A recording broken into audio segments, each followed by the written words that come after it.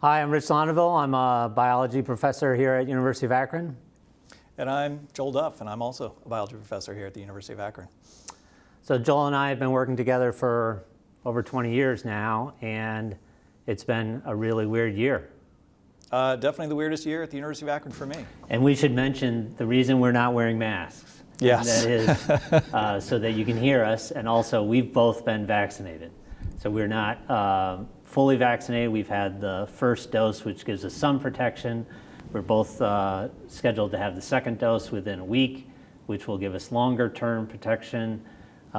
Anybody out there, if you're on a 2-dose vaccine, which is the Moderna or Pfizer, we recommend that you get both doses, but we are being safe and we are being socially distant, and just want to be clear as to why we're not wearing a mask.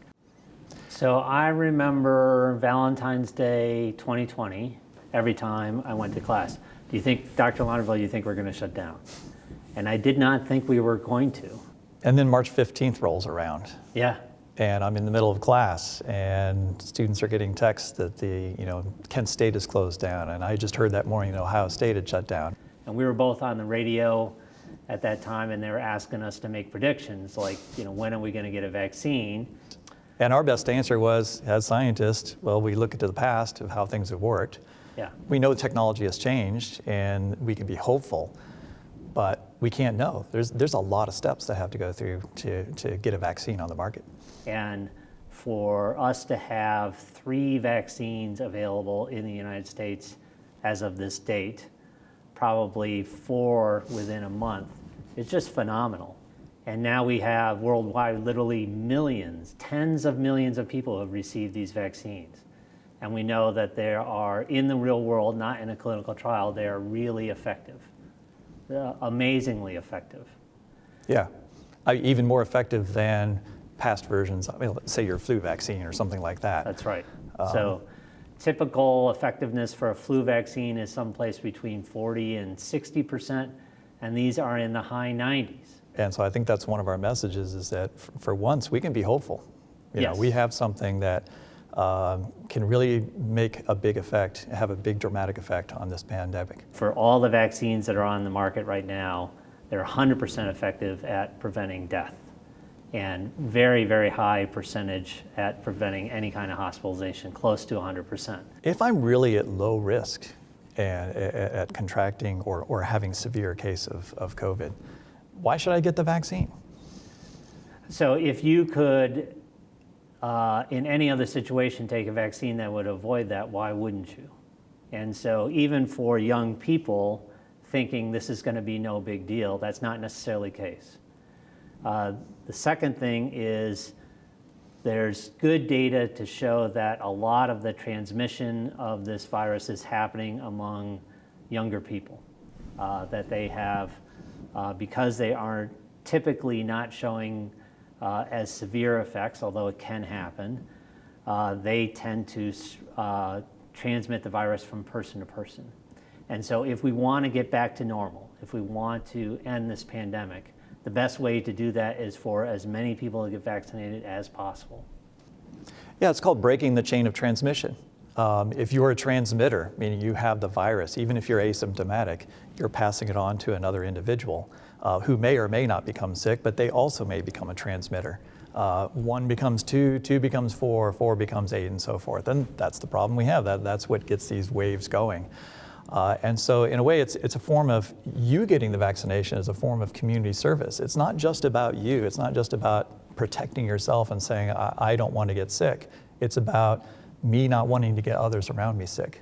I know a lot of college students who wouldn't ever use a straw because they are worried about, pollution, plastic pollution, or they are reconsidering their diet because they want to know what the effects are in global warming.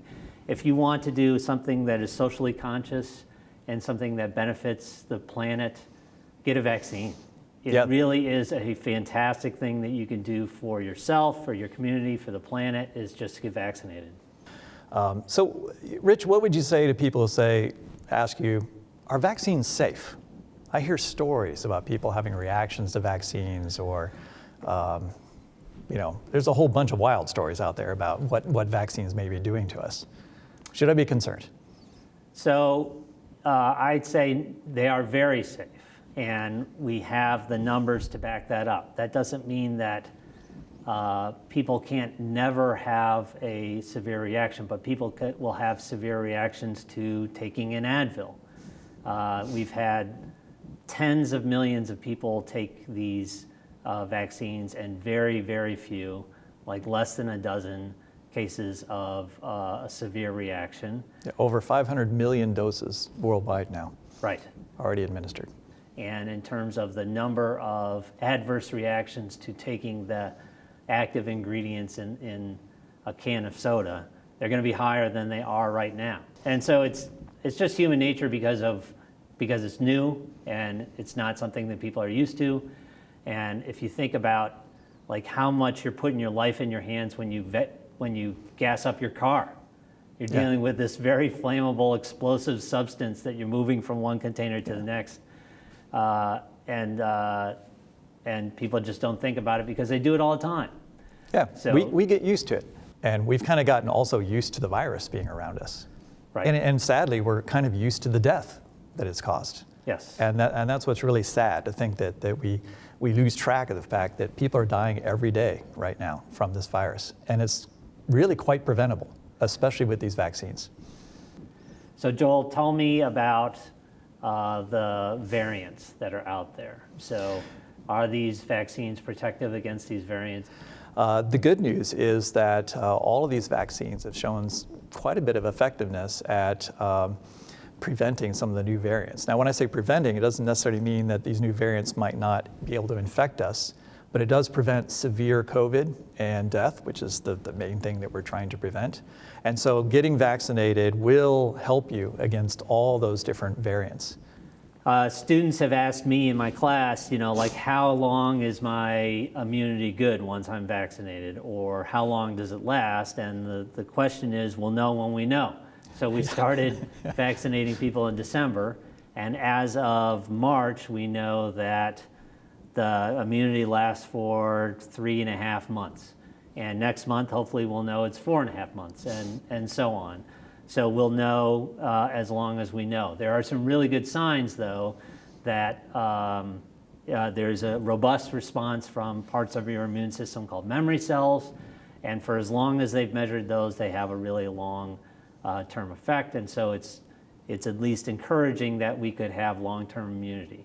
But having said that, one thing we haven't measured is the ability to pass on the virus. So the tests so far have just tested whether or not, if someone gets vaccinated, are they less likely to get seriously ill or any kind of ill?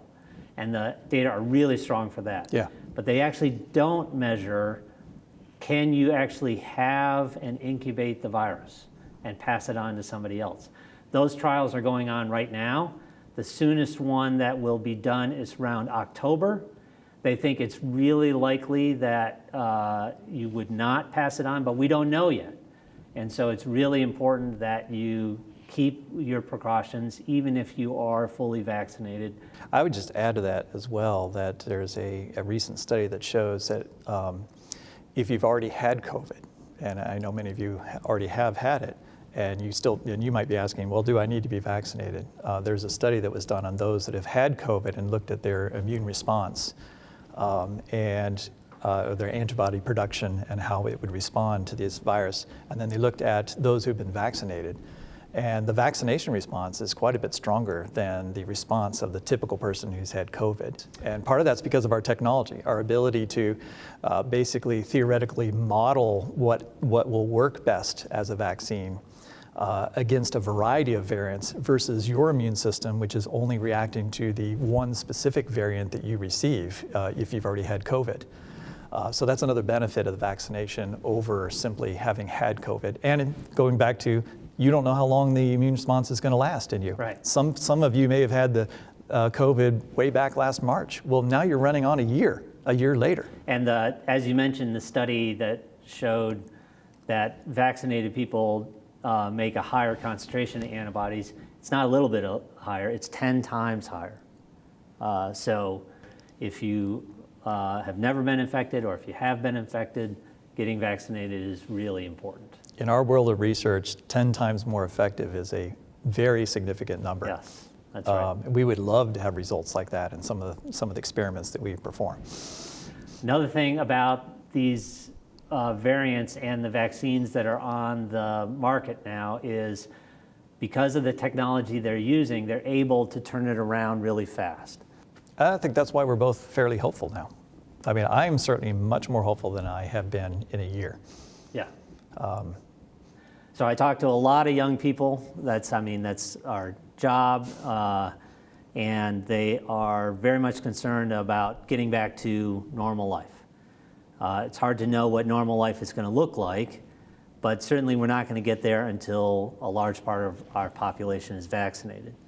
And if a large part of our population is vaccinated, it's not crazy to think about being able to see your relatives, being able to hug your grandmother, being able to go to a socially distant concert. Something like that is possible with vaccination, but right now, not so possible. It's what we all want.